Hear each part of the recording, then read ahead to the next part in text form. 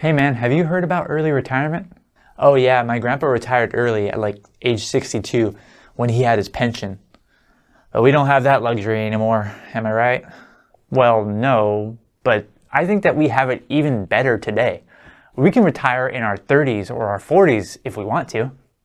Wait, what do you mean? That's impossible. Suze Orman says that I need to have like $20 million to retire. I'll never get that much. No. There's this whole thing called financial independence and retire early.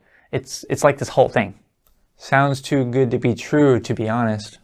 No, really, it's like this whole thing of people retiring in their 30s or their 40s. It's actually quite simple in order to achieve financial independence. Do you want to learn more about it? Are you in a cult or something? Hello everyone, my name is Zach, and welcome to On Cash Flow, where I help you become a master of your own cash flow. Now let's get started. There are many things that you can do wrong on the path to financial independence. However, you only really need to get a few things right. F.I.R.E Journey is a YouTube channel, perhaps probably one of the biggest channels that has a focus on financial independence, that made a video that inspired me to make this video. Make sure you stay to the end because I'm going to point you to their video at the end of this video. But let's get on to how I think that you can ruin your early retirement. And the first one that I want to talk about is by cutting back too much. Definitely a mistake that I made. You don't need to get featured on TLC's Extreme Cheapskates in order to achieve financial independence. By cooking simple ingredients on the engine, he saves on home utilities like gas and electricity. I cook that food on the car engine. Cooking eggs, sweetheart. What you should do is focus on reducing your expenses and minimizing your expenses to a point to where it is not negatively impacting your total life satisfaction or the enjoyment that you get out of life. If you've reduced your expenses so much that it's negatively affecting you in that way, then you're reducing too much. Instead, what you should focus on reducing is what we in the FIRE community like to call the low-hanging fruit. This is stuff that you pay for that you don't really find any actual enjoyment out of. You don't really get any satisfaction out of. But if you are able to pay less for pretty much a similar or the same product or service, then you are going to be able to save that money instead, invest that money instead, while also reducing your expenses. So here are some examples. Any kind of insurance, pretty much. So you don't really have a passionate care about your insurance. Really what you care about is how much you pay every single month. Your phone bill. If you get the same thing, whether paying $25 a month or $50 a month, who cares, right? Save that extra $25 and invest that. Cable bill. You probably don't even watch your cable anyway. So why are you paying for cable when you also pay for Netflix or Hulu or something like that? Why are you paying for cable? You can pretty much easily get rid of that and not feel any kind of negative life satisfaction. Budget categories like that are things that aren't going to really negatively affect how you feel, how much happiness you get out of life, etc. This is one of the reasons why I am able to have such a low amount of total spending while also having a very high amount of life satisfaction. I spend only about $2,300 per month. However, over half of that is dedicated to travel and entertainment. The other half of that is pretty much my fixed expenses. If you can get your fixed expenses down to be very, very low, you can have a high relative amount of discretionary spending and you can have a high amount of life satisfaction based on a low amount of spending. That is how you should probably be approaching cutting back on your expenses and not be cutting back so much to where it is negatively affecting your life satisfaction. Another way that you could be ruining your early retirement is right now if you are working too much. Yes, this is a thing.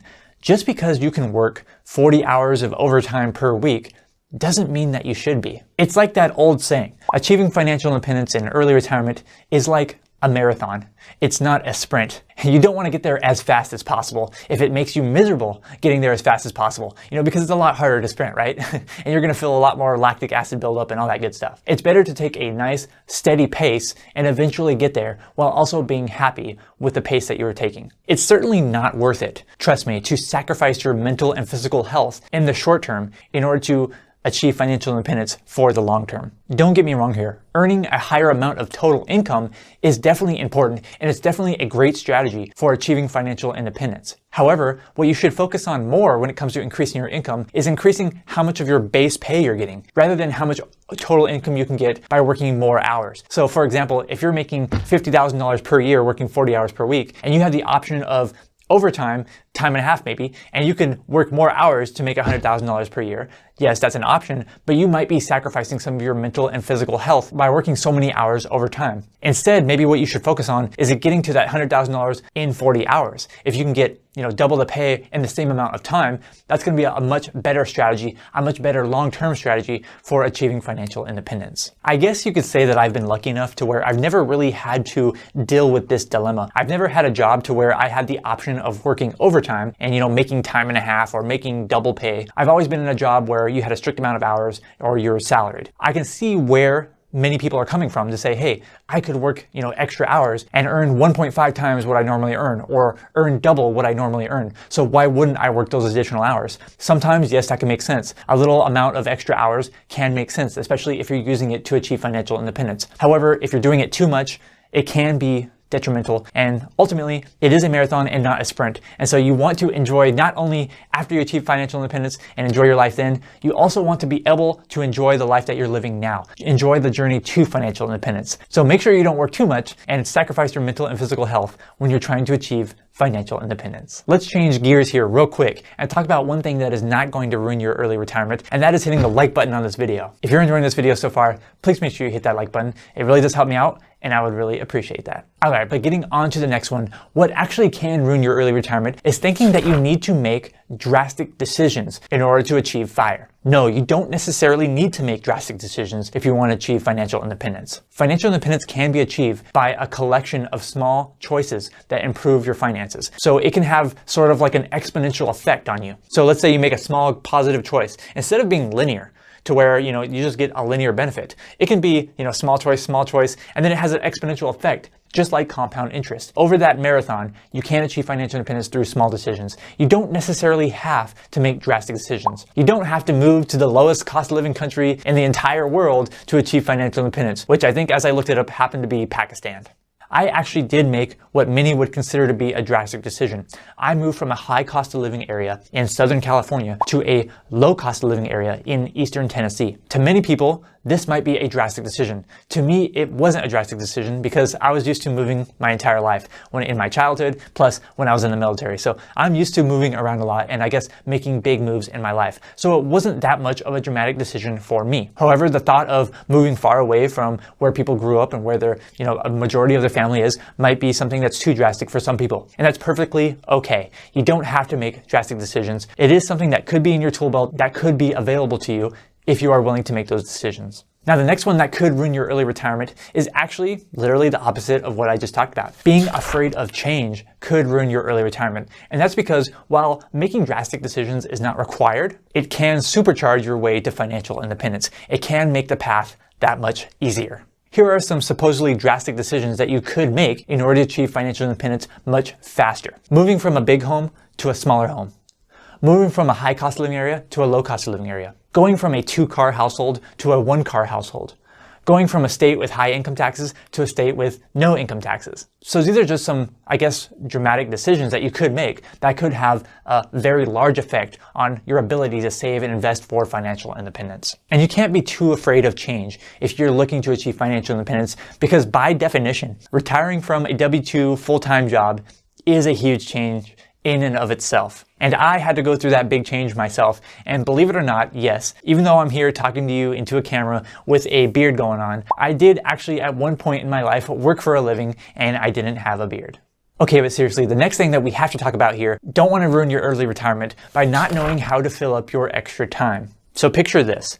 The normal, maybe American that works from 9 to 5 or whatever it is, they work, 40 hours a week, 8 hours a day. This is how their day might actually go, like the average person that works a full-time job. They might have to sleep for 8 hours if they're lucky. Then they get up and they have about 1 hour that they get ready for work. Then they go to work and it takes them 30 minutes to commute there. Then they're at work for 9 hours, 8 hours of working plus a 1 hour unpaid lunch break. Then they have a 30-minute commute back home.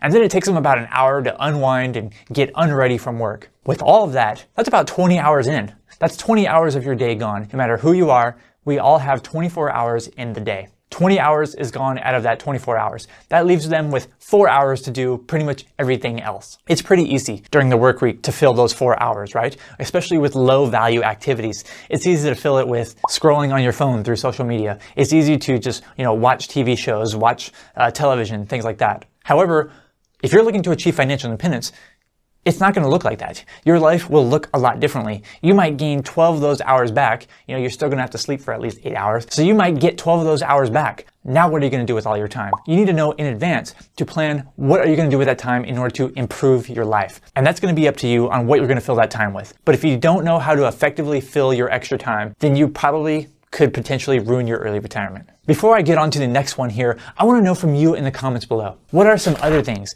that could derail your path to financial independence or that could ruin your early retirement? Do you have any ideas that I didn't mention here? Please let me know in the comments below. I'm really curious to hear what you have to say. Now there's one more that is kind of a pet peeve of mine that I really want to mention here, and that is don't ruin your early retirement by thinking that you can never make any more income. Don't let the retirement police get to you. Just because you are retired, just because you're FIRE, financially independent, it doesn't mean you have to stop earning income forever. You can do whatever the heck you want.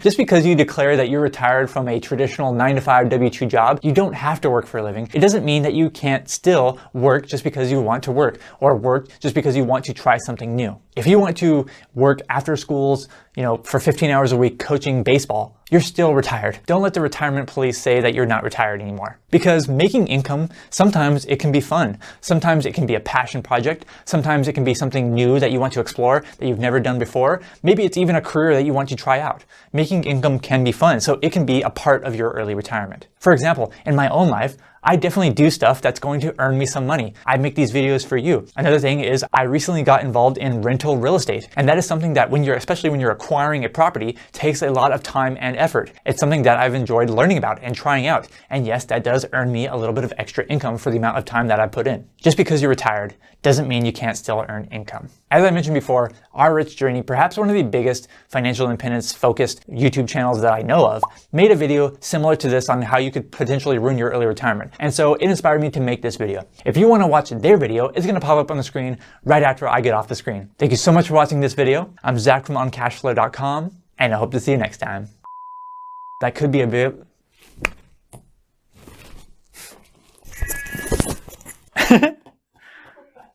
Get her.